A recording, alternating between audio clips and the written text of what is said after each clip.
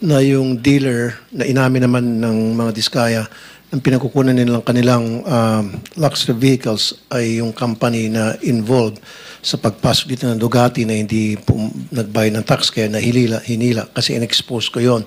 So my question dito sa mga sa Diskaya, mag-provide kayo, are you willing to provide all those documents from the Bureau of Customs na to make sure na nagbayad kayo talaga nung tamang buwis doon sa mga luxury vehicles ninyo na pinalaway nyo sa taong bayan na 28 you said? And also, Mr. Chair, siguro patawag na natin yung Bureau of Customs kasi malay mo, meron nga korupsyon doon sa mga project nila. Pati ba naman sa pagbayad ng buwis, lulukoyin pa tayo. So baka meron tayong mahila doon. Are you willing? Yes po. Okay. Number 2, dito sa BIR. BIR, nabalitaan nyo, of course, last year, palumabas yung video na in-interview itong mga Diskaya tungkol sa kanilang mga ari-arian na sobrang lavish. Nag-issue kayo ng LOA against them? After na makita yung video? Letter of authority? Letter of authority to a corporation. But did you do that? Your Honor, please. Ginawa nyo ba yun para sa Yes, mga Your Diskaya? Honor. There was a letter of authority. Ano pong lumitaw doon sa result ng... It is still an ongoing investigation, Your Honor. 1 year ago pa? I think the LOA was issued 20, if I'm not mistaken, late 2024 or early 2025. Kaya nga, bakit ang tagal? Samantalang pag nag-issue ka ng LOA sa mga Chinese, sa mga beer houses, in 2 weeks na natatapos agad. Siyempre, nagkakaroon ng under the table. So bakit dito ang tagal? We observe some procedures. No, I don't want to. Hindi acceptable yan. Marami akong kaibigan ng mga businessmen, mga Chinese karamihan na nagsusumbong sa akin. Pinapadala nyo ng LOA randomly kahit na alam nyo na walang kasalanan. Gusto nyo lang sigurong maharas or ma-check yung status ng kanilang tax payments. Inissue nyo ng LOA. In matters of 2 weeks, maximum 1 month, lumalabas ng resulta ng LOA, nagbabayad na yung Chinese na sinasabi nyong kulang at nagbabayad sila on the side kung kanino man yung Poncio Pilato. Now, dito sa Diskaya, inaabot kayo na matagal. Bakit tumatagal? Dahil nagtatawaran pa? Most of this time that we're consumed, Your Honor, is gathering of some documents from third-party sources verifying the initial information gathered. No, you don't gather documents. They are the ones who should provide you all the documents necessary for you to prove your point. Yes, Your Honor, that's Which you're true. doing it. Again, babalik ako dun. Ang tagal-tagal nyo mag-audit sa mga tulad ng mga Diskaya, pero pag sa mga maliit na negosyante na gusto nyong harasin, ang bilis nyo agad maglabas ng LOA at saka yung result ng inyong investigation, sabi ko nga, 2 weeks lang. In fact, I can provide you names of people na pinirahan nyo dahil sa LOA na yan. Pero mga ito, ang tagal. Bakit nagtatawaran kayo? No, the status of No, this ongoing gusto ko next investigation. time, lahat ng mga contractors na na-issue nyo ng LOA, even DPWH officials, ilabas nyo na agad yung resulta. Huwag na patagalin pa. Huwag nang mag-antay pa kayo ng something. Now, District Engineer ng DPWH, Assistant District Engineer ng DPWH Bulacan, the name is Bryce. Etong taon to, meron siyang Ferrari, meron siyang Lamborghini at nakapangalan pa sa wife niya. Okay, alam niyo ba ito? Monitor niyo ito, mga taga-DPWH? His name is Bryce. And he owns a Lamborghini, he owns a Ferrari, and he goes to the casino almost every single night. At meron tayong mga video niyan, pwede tayo humingi ng video niyan sa Soler, sa Okada, at makikita yung pagmumukha niya doon sa VIP room. For the So, hindi niyo monitor to? For the information of Senator Tulfo, his real name is Bryce Erickson Hernandez. There you go. He is the Assistant District Engineer. Andito ba siya? He is not here. Ito po yung District Engineer, Your Honor, No, Mr. Chair. ang tinatanong ni Senator Tulfo, si Bryce. Wala po yata. Okay. So, my next question, wala pa. So, imbestigahan niyo po yon. Kaya naman, at saka gusto ko yung Ferrari niya at saka Lamborghini hilain at i-auction in favor of the government kasi I'm sure yung pera yun galing sa korupsyon yun. Wala siyang karapatan na magkaroon ng ganong klaseng ari-arian tapos nagkakasino pa. Monitor niyo yun. Okay?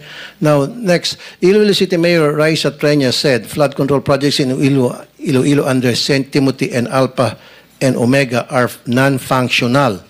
which caused flooding worth 560 million. So, naka-recover na ba dito tayo in terms of warranty?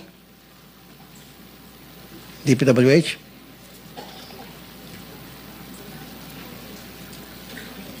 Yung sa project na yon? Wala po akong idea, Mr. Chair, Your Honor. Well, dapat magkaroon kayo ng idea by now. Alam niyo naman po, magkakaroon tayo ng hearing ganito. Dapat inimbestigan niyo lahat ng mga project na questionable. Ito, lumabas sa media to, na question ni Mayor Treñas. So, go and investigate this. Okay. Now, dalawa na lang. Paano tayo nakakabawi doon sa mga proyekto na mga ghost projects or yung mga delayed? Di ba, meron yung tinatawag na performance bond? So, Meron din pong retention money na hindi marirelease kung hindi pa nakompleto yung project. now, kung hindi pa nakumpleto ang project dahil delayed, di ba may tinatawag na liquidated damages? Meron din po. Magkano na po nasingil doon sa mga liquidated damages, and give me a list of those projects na matagal ng delayed o yung iba pa ghost na dapat yan 1/10 of 1% per day. So kung yung project ay delayed na for 1 year, just imagine, that's hundreds of millions na. Kung pag-ipon-ipon natin, are you doing that? Ayun po ay kukunin natin ng datos sa mga implementing offices kung nakapag-apply po sila ng liquidated damages sa mga delayed projects, Your Honor. Okay, 103 contractors, natanong ko na ito noon, hindi nyo ako nasagot kasi minadali ako noon. 103 contractors blacklisted. Okay, out of these 103 contractors blacklisted, dahil nga hindi maganda yung kanilang trabaho, substandard and ghost projects, bakit isa lang ang flood control projects doon? Out of 103. At ngayon, pinag-uusapan natin sabog-sabog na napakarami pala mga flood control projects na nangyari sa ating bansa. And yet, sa 103 na na-flag down ng DPWH, isa lang bukod tangi ang may kinalaman sa flood control. Why? Mr. Chair, Your Honor, hindi ko po masasagot. Wala po akong... No, I asked this question before. Then, dapat nasagot yun na by now. Kasi, tinanong ko na dapat prepared na kayo. 103, tapos isa lang ang flood control. Parang naglulukan tayo rito. Diba?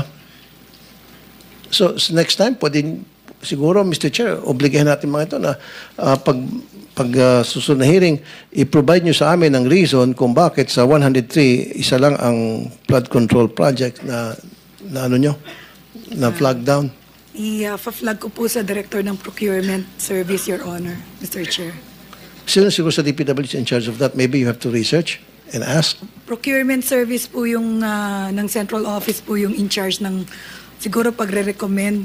Of course, implementing office po ang makakaalam niyan kung sila ay kailangang i-blacklist o delay sila. Kaya nga, kung kailan nila i-blacklist, so kailan i-blacklist, kaya nga 103 got blacklisted. But unfortunately, out of the 103, only one was involved in flood control project.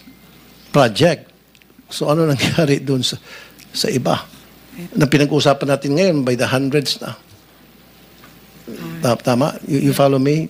You know what I'm saying, ma'am? Yes, Your Honor. Okay, next time. Siguro next time din, Mr. Chair, dalawa na lang. Papatawag natin itong mga insurance companies. That's a good idea. Patawag natin itong mga insurance companies as well. Kasi pagdating sa warranty, retention money, yung sa faulty projects, ang sinasabi, ang nakarating sa aking information, mabagal daw ang pagbayad nito mga insurance companies. Baka ito mga insurance companies, ito yung mga fly-by-night o house show na which is also owned by some of the people from the DPWH. Kaya hindi nababayaran, nasasayang lang itong mga warranty faulty projects. Yung pag-warranty, pagpakabayad sa kanila. And then the last but not the least, a couple of months ago, nag-raid ang NBI sa Bulacan sa mga steel mills selling cheap, substandard steel. Okay. Senator Rapi, the insurance commissioner, I think, is present. Nandiyan ba Insurance Commission? So bakit yun ang reklamo, Mr. What's your name, sir? Regalado, sir. Are you investigating itong mga insurance companies to make sure that they're legit, that they're capable, that meron silang kakayahan magbayad? Dahil ang reklamo din kasi bakit matagal ang pag-process at pagbayad para doon sa warranty ay mabagal doon yung pag-process nitong mga insurance corporations. Yeah, we managed to settle the claims when they are filed with us. But ganito lang po yung proseso natin. Insurance companies are sureties. No? They only cover about 30% of the project. And then ang bawat risk po nila ay hanggang 250 million. Kami po, ang jurisdiction namin, ang pwede lang namin magamit is about 5 million. At yung iba po, they have to go to the civil courts to claim. Ang punto po dito is kung hindi makolekta sa mga kontraktor, pwede hong dumiretso ang DPWH sa amin para tulungan sila because these are all callable on demand. Yun po ang ating DPPB at Okay, meron naman pumunta taga DPWH para doon sa proseso na sabi ninyo? The last time I checked, wala po kaming Wala. natatanggap. Bakit wala? Ang dami mga projects na dapat kailangan mabayaran dahil under warranty, dahil palpak. And yet, sabi niyo walang pumupunta. Yeah, wala po. At sinasabi ng DPWH, mabagal daw kasi magbayad yung mga insurance companies. And yet, DPWH doesn't come to you para yeah, ilapit. wala po ang DPWH. Usually ho, it's settled between the DPWH and the contractors. So, DPWH, paki-check ba't hindi lumalapit sa insurance company? Yes, Your Honor. Okay, and last, yung mga cheap steel mills na ito'y paboritong puntahan ng mga loko-loko mga contractors. Alam niyo to, tumatawa kayo ng ulo, especially dyan sa Bulacan, marami yan, nag-grade na nga yung NBI niyan. Unfortunately, yung ginawa nilang grade, house siya lang. Matapos nilang grade, humingi na ng pera, and then umalis na.